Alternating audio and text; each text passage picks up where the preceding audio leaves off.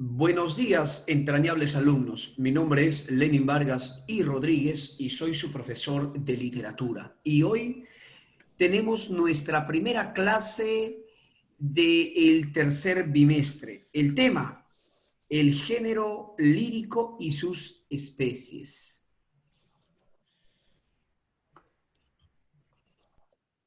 El objetivo de nuestra clase, el objetivo del tema de hoy es que ustedes, queridos alumnos, tengan una aproximación teórica a la poesía en cuanto género artístico. Claro, que aprendan a reconocer las principales especies líricas. Por ejemplo, una oda, una epístola, una elegía, una sátira, una copla. Y, cómo no, que sean capaces de hacer sus primeros atisbos, es decir, de escribir alguna especie literaria popular para empezar. Y bueno, de esta forma, motivaros a ustedes para que tengan mayor sensibilidad con la poesía, que tradicionalmente se entendía como el alimento del alma. Alumnos, para hablar de poesía, habrá que remitirnos a la antigüedad clásica, precisamente a la Grecia clásica. Recuerden que los griegos tenían la concepción de la existencia de muchos dioses, es decir, eran politeístas. Existían musas también, que tenían jerarquía menor que los dioses y a estas se les atribuía algún tipo de arte. Por ejemplo, Erato era conocida como la musa de la poesía lírica. Disfruten ahí de esa bellísima pintura de Erato. Esa era la construcción ficcional que se tenía de Erato. Entonces, alumnos, cuando hablamos de la musa de la poesía lírica, nos referimos a Erato. Profe, ¿por qué poesía lírica? Claro, porque también los griegos atribuían a otra musa, vamos a decir, la maternalidad de la poesía épica. Era otra. Entonces, empecemos con Erato. Hoy solamente hablaremos de Erato y de la poesía lírica.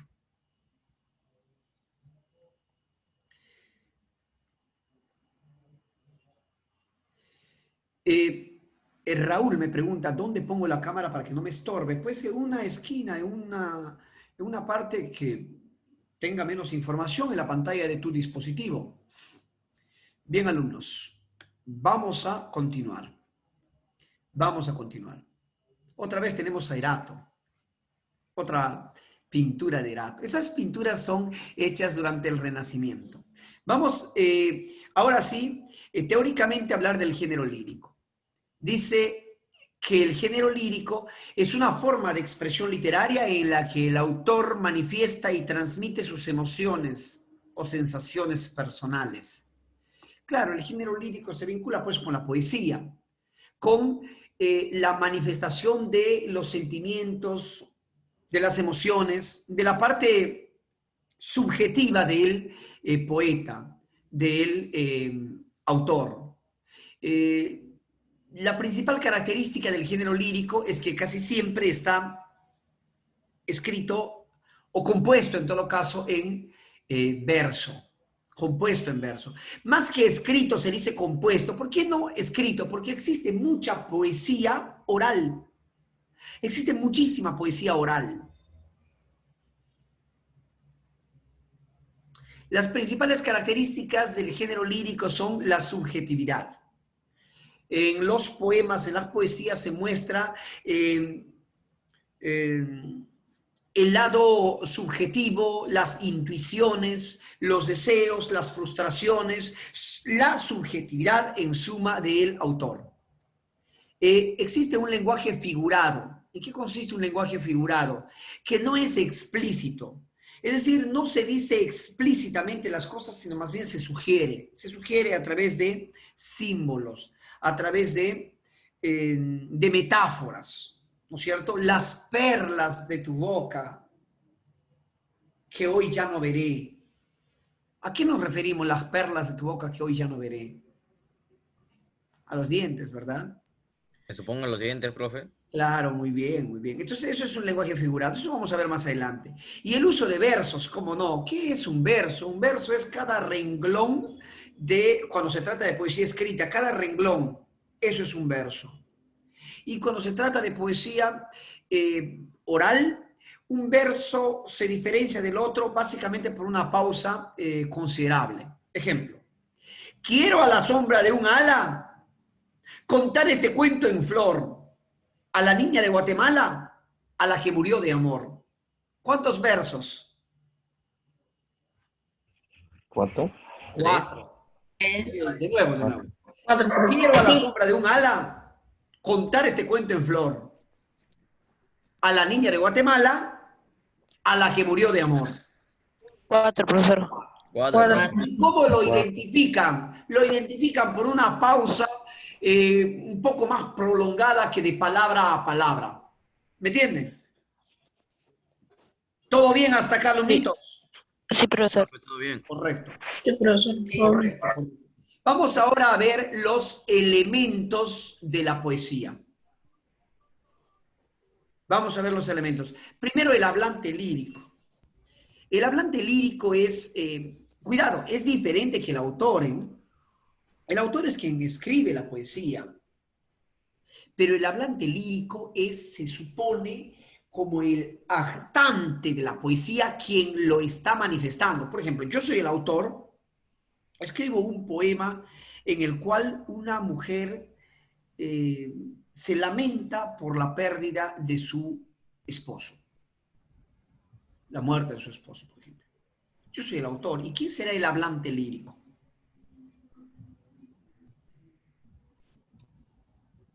¿Quién es el hablante La, lírico? Algo así como el actor, ¿verdad? O como el personaje del poema en este caso. ¿Quién se la está mujer que lamenta. lamentando por la pérdida de su esposo? Mujer. La mujer que lamenta, profe. ¿Perdón? La mujer que se La lamenta. mujer. Exacto. Correcto. Correcto. Raúl Povis. El hablante lírico será la mujer que se lamenta. ¿Me entiendes? Entonces, el hablante lírico no tiene nada que ver con el autor. ¿De acuerdo? Es algo así como el actante. El objeto lírico se vincula con aquello que inspira al poeta. Aquello que inspira al poeta.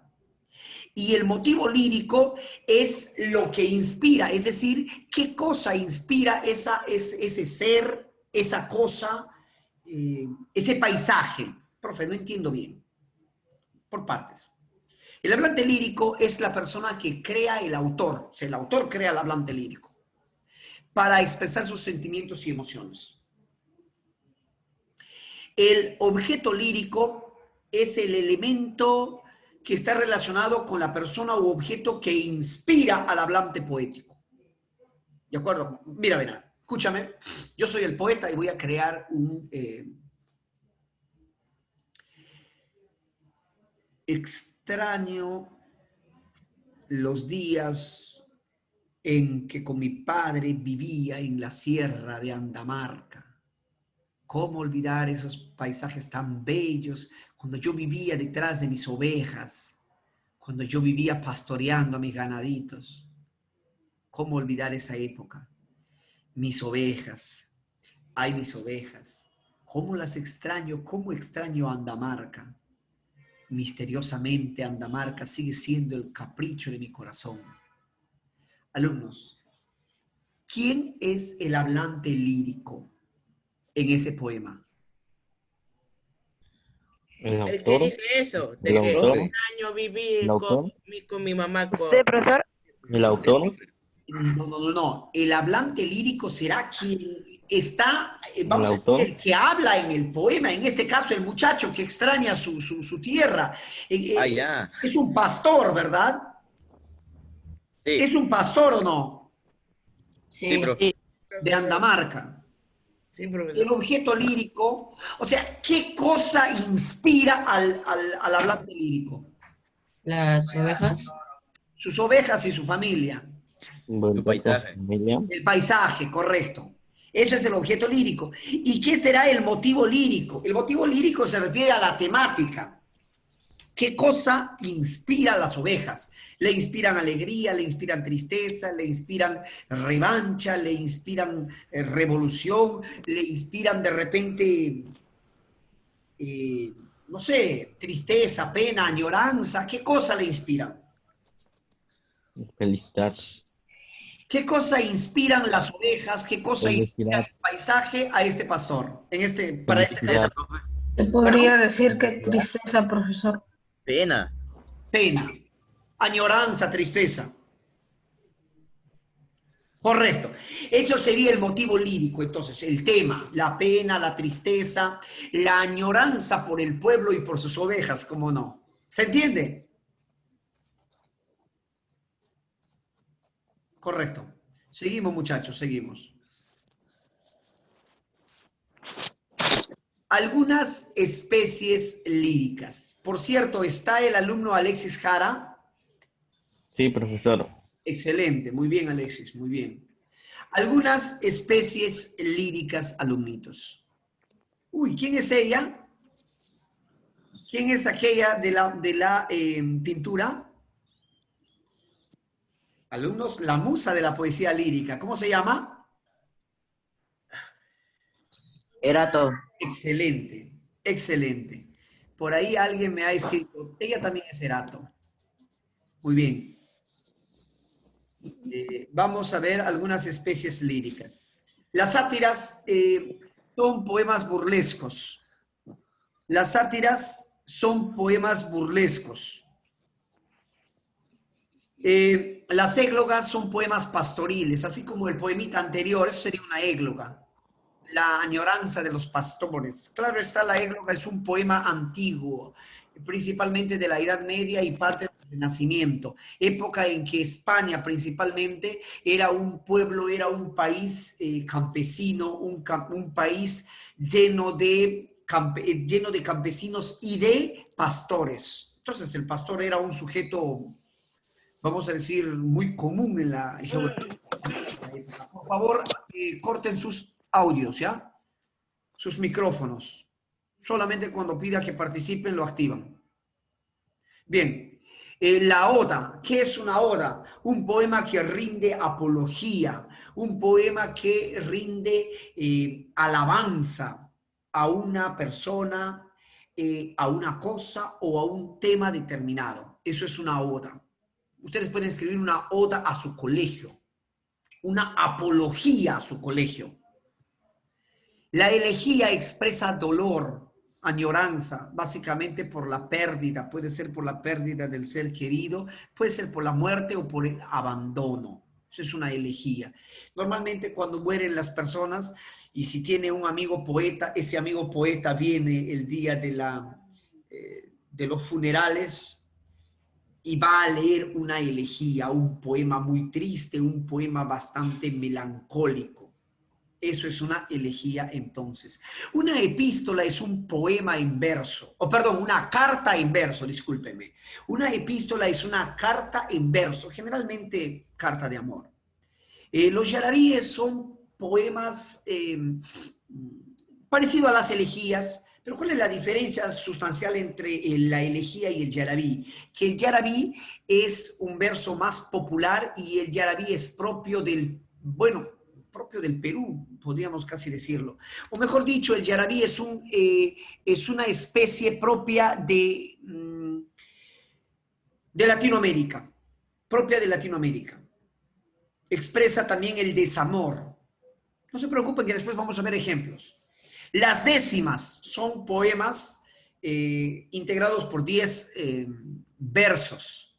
Las décimas, bueno, originalmente son de España, pero aquí en el Perú tenemos un decimista del cual vamos a hablar hoy día, del gran Nicomé de Santa Cruz, un decimista que durante mucho tiempo ha sido relegado como un poeta popular porque el canon no lo aceptó, pero actualmente los círculos artísticos, poéticos, específicamente de San Marcos, han rendido profunda devoción a Nicomé de Santa Cruz.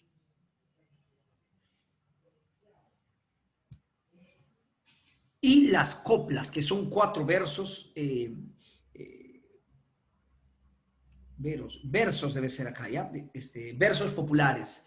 Las coplas son 4 versos populares. Las coplas son bastante conocidas aquí en Cajamarca, en el Perú me refiero en Cajamarca. Las usan mucho en los contrapunteos, en sus fiestas.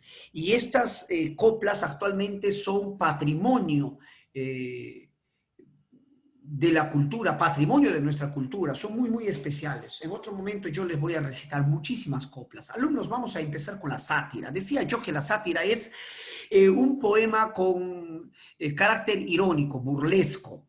Existió un poeta, escúcheme bien, llamado Quevedo, Francisco de Quevedo y Villegas, español que tenía en ese momento una rivalidad ideológica con su coetáneo Luis de Góngora y Argote. Y precisamente él, de esta pintura, sería Luis de Góngora y Argote. Yo le voy a hacer una pregunta. ¿Qué, vamos a decir, característica física de este señor le llama la atención? ¿Qué característica física de este poeta llamado Luis de Góngora y Argote le llama la atención? Su nariz de cóndor, profe. La nariz, dicen. Es cierto, la nariz. Eso mismo vio Quevedo y le escribe esta terrible sátira. Miren, alumnitos, esta sátira que ustedes pueden usarla para alguien, ¿no? Una sátira muy simpática, dice. Érase un hombre a una nariz pegado, érase una nariz superlativa, érase una nariz sayón y escriba, érase un pez espada muy barbado. Érase un reloj de sol mal encarado, érase una alquitara pensativa, érase un elefante boca arriba, érase Ovidio Nazón mal narizado, érase el espolón de una galera, érase una pirámide de Egipto, las 12 tribus de narices era. Érase un naricísimo infinito. Muchísimo nariz, nariz tan fiera que en la cara de Anás fuera un delito. ¿Qué les parece, muchachos? ¿Qué les parece? ¿Le gustó? Pues, De repente es muy cruel, profe. profesor. No te escucho, alumno Castillo. De nuevo, por favor. Es poemático. Claro, es un poema, es un poema. Es un poema satírico. Profesor, por qué todo comienza con era? Bueno, con era. Ah, buen punto. ¿Por qué me preguntas con el érase? Esas son figuras retóricas que suelen usar los poetas. Esa repetición, por ejemplo, se llama anáfora. Es una anáfora. Son figuras, son recursos retóricos, estilísticos o, bueno, de giros idiomáticos que los poetas suelen usar para darle mayor realce, ¿no? El érase es la repetición de una palabra al inicio de cada verso se llama anáfora, no te olvides. Anáfora. Bien, seguimos. Eso es entonces una sátira. Ustedes pueden escribir una sátira, ¿eh? Una sátira, ya puedes escribir una sátira. Al principio vamos copiando, vamos influenciándonos hasta tener un estilo. La égloga, Profe, pero no sé hacer versos. pastoril. Los pastorcillos se encontraban en el campo y conversaban sobre sus penas, cómo extrañan a sus amadas. ¿Quién es el gran maestro de la égloga? Garcilaso de la Vega, el gran poeta del siglo XVI español, Garcilaso de la Vega. Oh, más dura que mármol a mis quejas, y al encendido fuego en que me quemo, más helada que la nieve, Galatea. Estoy muriendo y aún la vida temo. Témola con razón, pues tú me dejas. Que no hay sin ti el vivir para que sea vergüenza que me vea. Ninguno en tal estado, de ti desamparado, de mí mismo yo me corro ahora. Hay algunos términos que ustedes no los pueden entender bien. Esos términos se relacionan con, vamos a decir, con la lexicología del castellano del siglo XVI. Muchas cosas que hoy han cambiado. Por ejemplo, el agora. En el siglo XVI se decía agora, actualmente se dice ahora. Bueno, eso es una égloga. Alumnos, una oda es una poesía de exaltación, de alabanza, rendir un panegírico, un apologético a favor de alguien o de algo. Por ejemplo, acá en el Perú se escribió odas a la batalla de Junín. Se engrandece, se enaltece la figura de la batalla de Junín. Mi querido Castillo, para otra vez te das una, no sé, ¿no? Para que no estés con sueño. Sino que me dio un poco la tos, profesor. Ah, bueno, muy bien, entonces. Bien, Oda a Afrodita. Vamos a leer esta Oda a Afrodita. Miren cómo es una exaltación. Tú que te sientas en trono resplandeciente, inmortal Afrodita, hija de Zeus, sabia en las artes de amor, te suplico.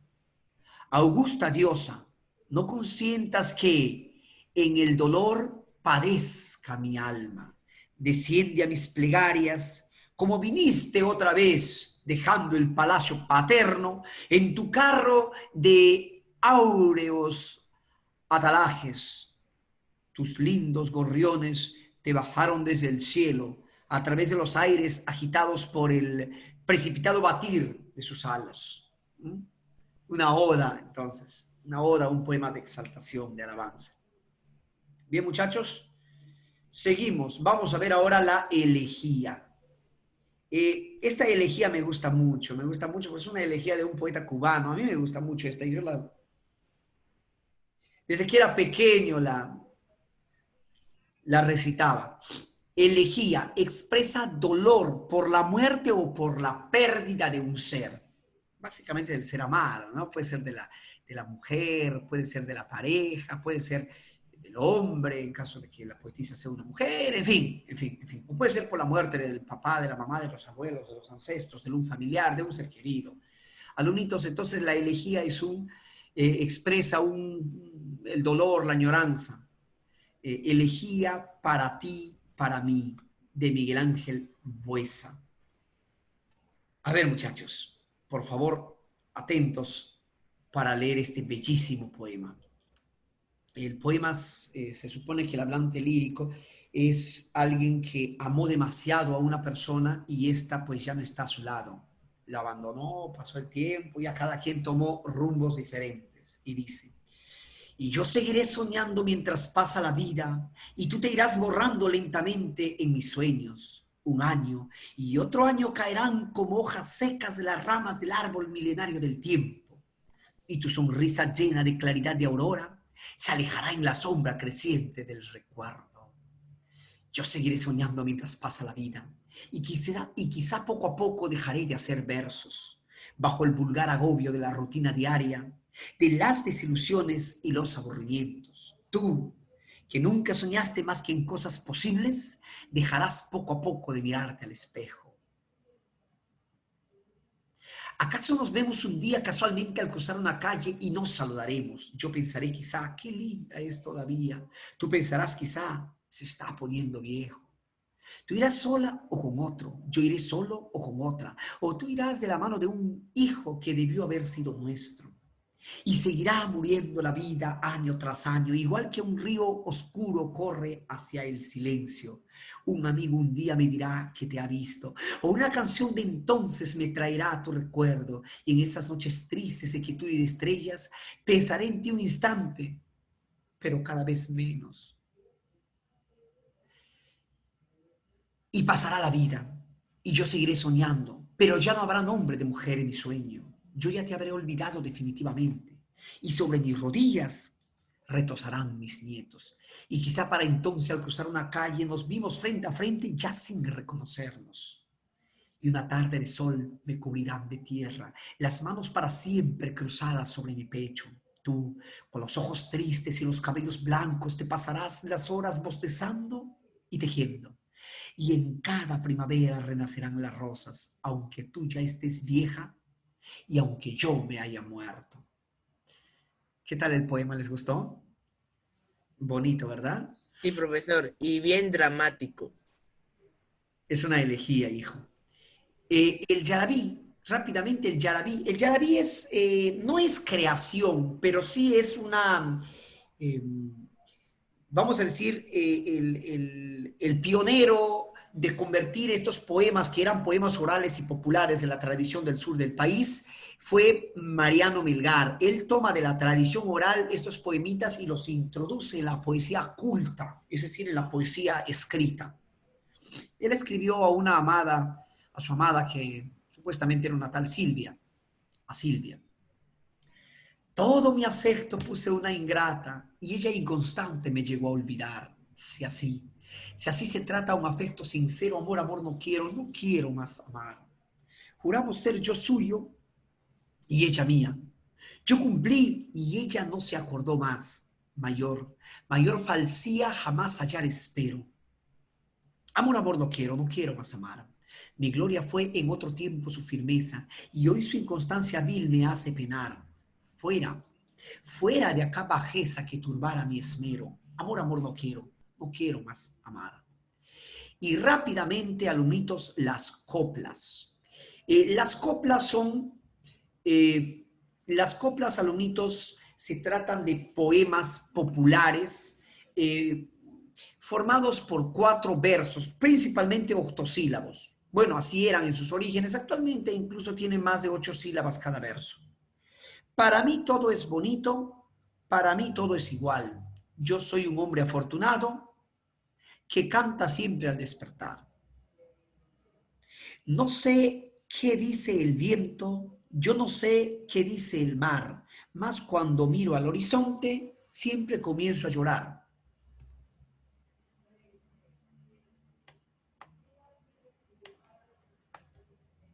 Al atardecer canto una alabanza al cielo, mas no tengo mi rima y entonces yo me lamento. Mi memoria no olvida, mas si puedo perdonar, cada vez que recuerdo mis ojos se ponen a llorar. Todo mi ser ha amado a aquel que con desprecio me vio, aunque mis pesares yo he olvidado, mi dolor nunca cesó.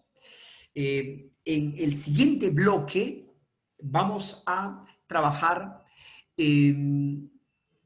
algunas coplas populares y sobre todo las décimas. Y vamos a trabajar las décimas de El Gran Nicomé Santa Cruz. Alumnitos,